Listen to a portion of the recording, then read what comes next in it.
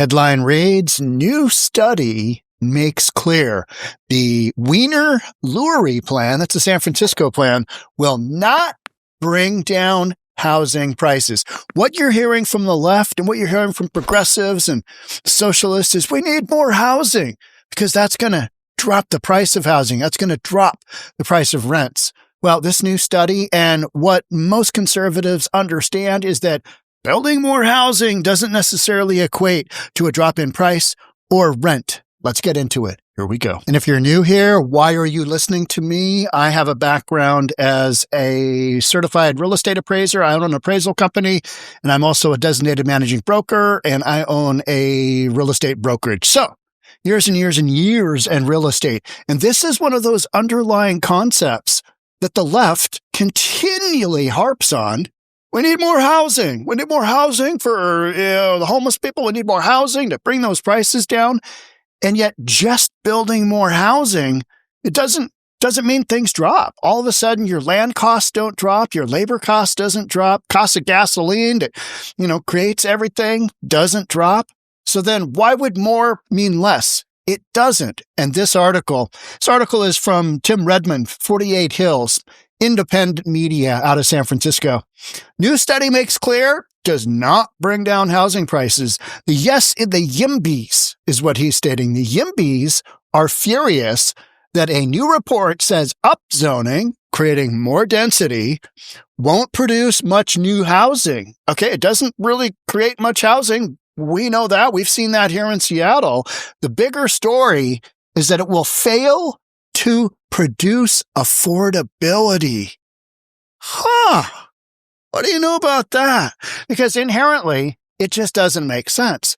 But everybody that's been pressing for, we just need more housing, is doing so because it basically fuels the industrial homeless complex. Right? The homeless industrial complex. It fuels how we need more housing.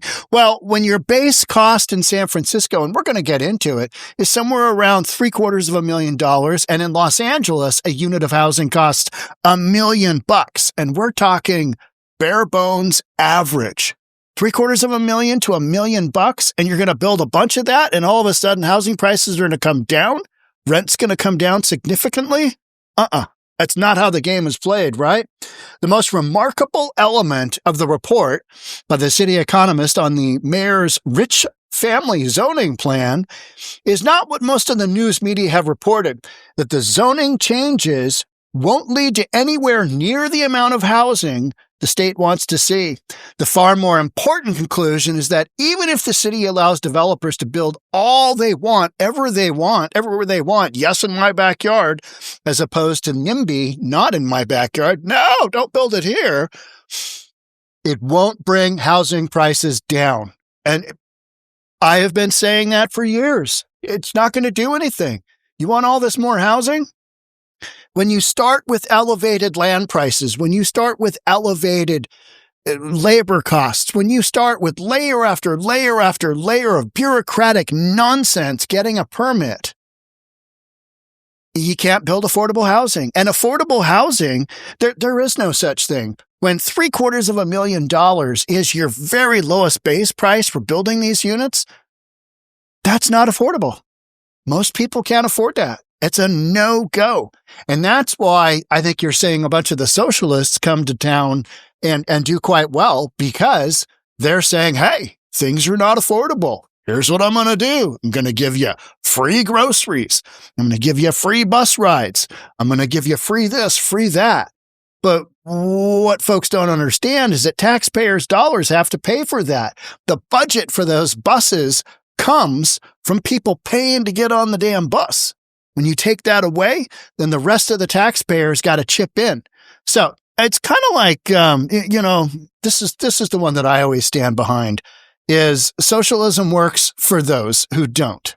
And it's so true. Want a bunch of freebies? That's fine. But then all the other people still working, they're going to have to pay. So the idea of this report is that directly contradicts the central thesis of the YIMBY agenda. Yes, in my backyard. Make it more dense. Make it a 15-minute city. All this nonsense. And what you're doing is you are basically creating dense ghettos. That's what you're doing. More housing, dense. All these units stacked on top of each other. I call them cereal boxes because they look like cereal boxes. Just, put them all like that. We do a ton of those in Seattle, and those are that's new construction that, you can pick up for $750, $850, $950, somewhere in that range. Again, that is not affordable for most folks. $850,000, 10% down payment. $85,000, 20%, $170,000, and then you got a mortgage of, right? Most people can't afford that. So they're talking about more cuts in fees, even more upzoning, and all sorts of other ways to give public money and the value to for-profit luxury developers so that they can get enough return for the international speculative capital investors that they might need to build a few units. Absolutely true. And you got to give them the incentive of profit. They've got to have a reason to do this. They got to make some money. And the squeeze is so hard in San Francisco because you've got so many hands in the pot. She said, we'll take a fee. The council on whatever. I mean, there's so much regulation. San Francisco is one of the hardest markets to construct anything in anywhere because you've got layer after layer after layer of progressive nonsense. And you see that all up and down the West Coast. You see that in most big progressive cities. Dense housing, expensive land, expensive costs of labor, and a whole bunch of regulation that doesn't need to be there. Where do you not see that? Well, the states that people are moving to. Texas, Florida, they're run by Republicans, right?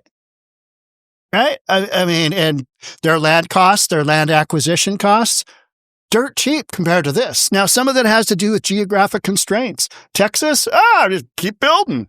Because you're not really destroying anything. San Francisco, it's so pretty and beautiful here. And, we've got the ocean here and we got the mountains here. We can't do this. And, because they want to preserve, Mother Nature, for lack of a better term, you've constricted the supply of land.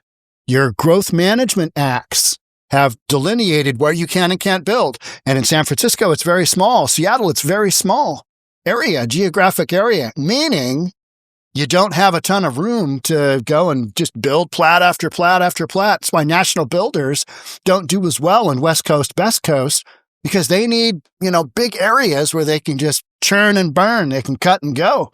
And there's no such thing doing that in San Francisco. The Yes in My Backyard group, California Housing Defense Fund, says the city has to make sure that 36,200 new luxury units are built, not just allowed in zoning. Okay. All right. You got to make sure these are built. 36,000 units. Here's a point that I totally agree with. Yes in My Backyard Action wrote a letter Thursday to state housing officials urging them to give San Francisco clear guidance on how to fix its housing plan to assure its compliance with state law. The group said the city should look at policy changes that would make it significantly easier to build, like fee reductions. All right, so you're going to take a fee from $2,000 to $1,000? Okay, all right, you know what I mean? Now, that's not going to do anything, but these are things that they have in their control that they're pointing at and saying, this is what we're going to do to make things cheaper. Fee reductions, single-stair reform, and pre-approved plans, or by doing more rezoning. Pre-approved plans, okay, so you can, put up this cereal box. You don't have to go through the planning process, meaning there's less in the way of, downtime on getting your permit. But again, you're building a $750,000 cereal box, and all the other costs are already baked into it because the costs of doing business in a state like California, just like Washington, have become so exponential relative to a Texas or a Florida or an Arizona or, a Nevada where they just churn and burn and go. You don't have that. Or Oklahoma. Oklahoma City has some amazing plats. You can get a new construction home there. Last Thanksgiving, I was there. I checked out a bunch of new construction homes entry level that are at $300,000 in a nice new plat, 3-bedroom, 2-bath, 2-car garage on its own little 5, 6, 7,000 square foot site in a community with the park. Can't do that in San Francisco because the costs are already baked in and they're so exorbitant and they're so high because of preserving, we got to preserve San Francisco. So that's beyond silly is what the author said. Said he's already doing single stair reform and fee reductions, but nothing the city does can force private developers to build. Read that again. Nothing the city does can force private developers to build. True. Hey, you have to build this. No, you can encourage them, and you can encourage them to build affordable housing, or they're just going to dump a fee into the affordable housing fund, right? That's typically what they do. Developers aren't interested in housing. They're interested in profits. 100% true. And if you don't give them that profit incentive, they ain't coming to the table. You can eliminate all zoning, all fees, all hearings, and developers still won't build if they can't get financing, or if there's no incentive for them to get financing, meaning to build, which depends on factors beyond the ability of the city and county of San Francisco. My contention is that anything you do supply side wise to housing in big urban areas will have no impact on pricing.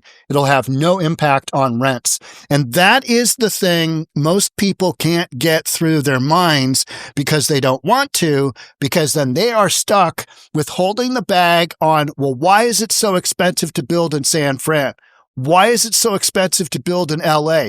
Why is it so expensive to build in Seattle versus Texas versus so many other markets run by Republicans?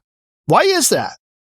Because they get in there and it's going to be the greatest thing ever. We're going to preserve, the land. We're going to, we need to, all these things for the consumer. We're going to protect the consumer. Rent controls. You get into stuff like that, and builders, developers are like, no, I don't think so. We're not coming to the table. There's no incentive for us to be here. Upside isn't where it needs to be. Bye-bye. We're going to go to Texas. And that's what they do. Author goes on to say, classic, yes, in my backyard stuff. But here's the real news. The best case scenario, which he calls the high growth scenario, which would lead to reductions in housing costs of 2.5% to 4%. All right. So say you got $750,000. Yeah. What's 1% of that? Yeah. What's 2% of that? Not a lot, right? That means the average apartment would cost $125 a month less than it would if the plan isn't implemented. All this housing, all these units of housing. Yeah. It's not worth doing. And it's not because it's flawed. The ideology is flawed. Yes, in my backyard is flawed. Building more housing is flawed because the end result doesn't pencil. Just doesn't. That's a tiny, tiny amount. $125 a month. It means a $3,000 a month apartment might instead cost $2,875. Wow, that's some rent relief right there. Good Lord, sign me up. I'll take 2, right? Would lead to reductions in housing costs. Let's see, the median price condo might be $820 instead of $900. No, that number is not going to even pencil because by the time these things are built, inflation would have already risen. You've got, guaranteed San Francisco. You put the squeeze on supply like San Fran has for decades and decades and decades. Any reduction by building all these homes is just going to get taken up by the marketplace. So it's not going to go. And that's if the market stayed at 900 right now and you built all these units. 2-3 years later when they come to market, they're going to be worth a bunch more. So all of this talk gets eaten up by the market. Right? If we just can get some more units into our marketplace. No, it's not doing anything. The impact on affordability is so small that it's not even worth measuring. Sorry, what? What? The impact on affordability is so small that it's not even worth measuring. 100%. 100%. And that's where all these people are just like, it's build more housing, greatest thing ever. You got a growth chart here that comes from kind of a breakdown, and I'm not going to get into the minutia here because the author of this article, Tim Redmond, he's done a really good job of just kind of breaking it down. And then you've got, okay, so in order to build all this housing, you're going to have to take down some existing uses because you don't have a whole bunch of just vacant land, especially in San Fran, right? So you're going to be taking out older grocery store type buildings, older commercial developments. You're going to be knocking that down and putting this housing up. And then there's an exit cost of that. Annual business disruption and relocation costs range from 16 to 28 million in today's dollars. Okay. All right. So there's a cost to that. But what we're saying, bottom line, is that this is a hard no-go. And this is a hard no-go for yes in my backyard, period. The whole concept is just ideologically flawed. It is. It just is. Because we're doing the same thing here in Seattle. I've got teams that work on this thing. They send out letters. They get homeowners on the line. They hook them up for buying homes. They redevelop the site. They, put XYZ number of units, standard development stuff. Some would say, oh, well, that's gentrification. But you can't have more units without some gentrification happening. You can either hug your tree or you can build more units. You can't necessarily do both of them, right? You just can't. One's got to give to the other. Can you do responsible development? That's what San Francisco and Seattle has done. How's that working out for you? What's your rent costs? Yeah. Here's that plan. If you think about it, the family zoning plan, economic impact report. It's actually pretty darn interesting. So here's why. So if you Google how much does it cost to build per unit in San Francisco, this is what I came up with. Land and labor. These are major components of any construction project. Your land ain't coming down and your labor ain't coming down just because you're building more. No. Permits and fees. You've got so much baked into permits and fees, it's just absurd. Over-regulation. Stringent and complex building codes and design requirements can increase both costs, construction timelines, labor and materials through the roof. Square footage, cost per square footage can vary, and then project type. Those are kind of the variables. But what you've got in San Francisco is you've got costs built in, and it's because California is so expensive. All these costs are already, when you step up to the plate and you're looking at a parcel that you're going to develop, per unit, each one of those lot costs are already XYZ. Are they 500? 550, 600. Why does it cost $750? And that is a conservative estimate. Why does it cost $750 to build affordable housing in San Francisco? Well, because it does. Because of all this stuff that red states don't implement. If you want to be progressive, you're going to have to pay. Just like your gasoline costs, Washington State, gasoline costs in California. What are gasoline costs in Texas right now? Less, way less. Get people sending me this all the time. Here's another one. Affordable housing in California now routinely tops $1 million per apartment to build. $1 million per apartment. And you're talking about housing all of the unhoused? Got 187,000 people in the state of California that are unhoused. 187,000. You're telling me that you're going to go in and you're going to create housing for them all at $1 million a pop? Do the math there, right? Do the math. You tell me what that number is. It's big. It's ludicrous. It's absolutely ludicrous. So the premise that building more housing is going to do anything to drop pricing. So say we've got a 3-month supply of housing on the market right now in a lot of our markets here. You start dumping some more housing on, it's not really going to do much. It's just not going to do much. You start dropping a tremendous amount with no purchasers. Okay, that's a different story, but you don't have the ability to build large scale relative to the population. You don't have the ability. There isn't the incentive for developers to do it because they can't make money. The processing is so bogged down. And even if you did speed up processing, that doesn't equate processing of a building permit. That doesn't equate to cheaper. It's just a little bit faster. So you've got a component there of the interest carry that's a little bit less, but you're going to get hosed with something else in your process. You're going to get hosed with some kind of, curb cut regulation, some just, hey, you didn't do that. We need you to redo this. Hey, your water heater needs to be strapped down 10 ways from Sunday because, we don't want an earthquake, which I get. But most of the progressive cities, counties, and states have gone so far down the road of over-regulating their marketplace that they don't stand a chance in hell of building housing at an affordable price. $750,000 is not affordable. $1 million is not affordable. Even if you bump up all the minimum wages to $30. Hey, let's do that. I mean, like they're talking about doing with the hotel workers in LA. Hey, let's bump it up to whatever it is, $26. It's kind of like here in Seattle. We decided to do the genius thing of, workers of the world unite. Let's go ahead and pop up that minimum wage from $16 to $26 and we'll see what happens. Well, Starbucks says, that store's been broken into a bunch and we got to pay what? For hourly? Ooh, yeah, closed. So you go from $26 to $0. That is the math that Mamdani will deal with in New York City.